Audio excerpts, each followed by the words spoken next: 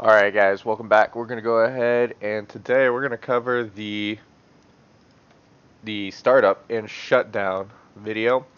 Okay, make sure that before you do the startup shutdown you have viewed and successfully completed a pre-flight of the helicopter to make sure your aircraft is safe to actually fly. So first thing we're going to do is we're going to bring battery 1 on. Battery 1 is going to give us electrical power, and our startup checklist is located in here. Alright, startup checklist, pedals cyclic centered, check. Collective is full down, check. Rotor brake is off. Parking brake set to park. We are now set to park. Electrical cutoff bar is closed. That's this orange bar right here. Battery 1 and 2 on. Well, we already have battery 1 on. Let's turn battery 2 on. Okay, verify DC warning lights are out. Verify 23 volts each bus. If using external, more than 23. Okay, each bus right here we're at 24 on one of our batteries. And 23.8. Alright, generators on. Generator on, generator on. Alright, ELT, check armed. This is our ELT. The on in the middle position is the armed position. Next we have anti-collision set to both, and we'll check fuel quantity. Right, anti-collision set to both. Fuel quantity, not very much fuel, but we're only doing startup and shutdown today. Lift collective for the low rotor. And the low RPM is good. Reduce collective. Alright, collective is full down. Whee. Next page. Okay, test. To test twist on, we're verifying the overhead warning lights, illumination, and fire warning system activates. Test is right there. It's kind of hard to see. We're going to cam over here and look at all those lights. All of our lights are on. The warning system's going. Good. Test off. I'm going to do this from this position. Alright, FADEC 1 and 2 on and guarded. Right here, this is FADEC 1 and 2. Okay, this would be, so it's already guarded. So this is unguarded and off. This is on and guarded. Okay, so those are check. Engine control 1 to idle, wait for 75%. Engine 1. Watching N1. And we're waiting for 75%. Engine oil level is coming up. 45. 60. Generator kind of just activated right there. Alright, 75. Now we're going to go ahead and do engine number 2. Same thing. Engine number 2. N1 is climbing.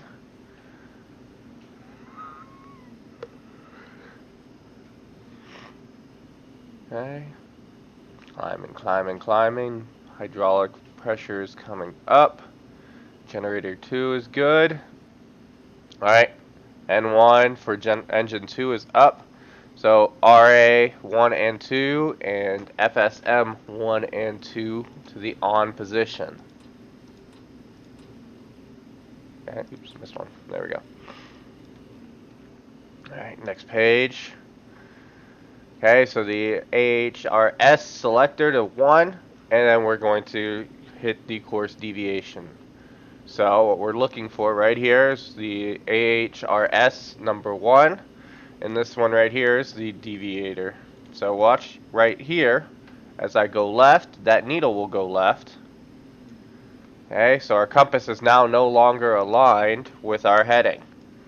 Okay, so we're supposed to be on heading 2-1. That one is off. Oops, there we go. Okay, it rotates. Oh, they're both rotating, sorry. Alright, so we get the DG fault. It's telling us that we are not properly aligned with our heading. So we're going to reset. Okay, it goes back to where it's supposed to be, and the align button goes off. The align light goes out. Okay, so we depress. Okay, it's aligned, the align light goes out. We're going to do the same test for number 2. Okay, we're going to go right this time. It doesn't matter which way you go. You can see our HSIs are moving. Light comes on, and we're going to reset them. Alright, check, check, check. Now we're going to do the emergency generator, verify that the emergency generator turns on. Emergency generator here. Emergency generator light there. Alright, go over to our next page. Coupling as required. Our coupling is here. Okay. So this is our coupling. This is our nav system. So if we use the nav system here, which will be another video on using the flight management system. That is our nav recoupling, or FMS and GPS coupling. Okay, we're going to make sure the engine guards are closed. Closed and closed. With the engine guards closed, all warning lights are out. Oops, sorry. Nope. Engine guards closed, and then we're going to increase to flight. Increasing to flight is going to push our N1 and our N2 to 100%. Okay, N1, N2 at 100% now. Right here. We're turning the AFCS on. 1 and 2 are now on. And we're verifying all warning lights are out. All warning lights are out. So if we go back here, we go to checklists. We could then move into the pre-takeoff checklists. N1, N2, and NR, 100% verified. Nav as required. Transponder as required. Fuel check. We don't have a whole lot of fuel, but we've got enough fuel. If you look, we've got 275 kilos of fuel. And each engine's only burning about 118 kilos an hour. So we've got at least an hour's worth of fuel and 55 minutes of fuel right there. Doors closed. Verify CADs. No warning messages right here. Floats as required. Over here is the floats. Flip it up to auto. Floats are now armed. They will go off when we hit the water, much like the EC-135 in auto mode. And if we go down, they are on manual. We have to push the button to deploy the floats. The button to deploy the floats is down here on the collective. Auto is easier unless you're at a very, very high altitude. Alright. Arm for overwater flight. Most of SL is overwater flight. Okay. Crew passenger have been briefed. Parking brake to free. Nose wheel to free.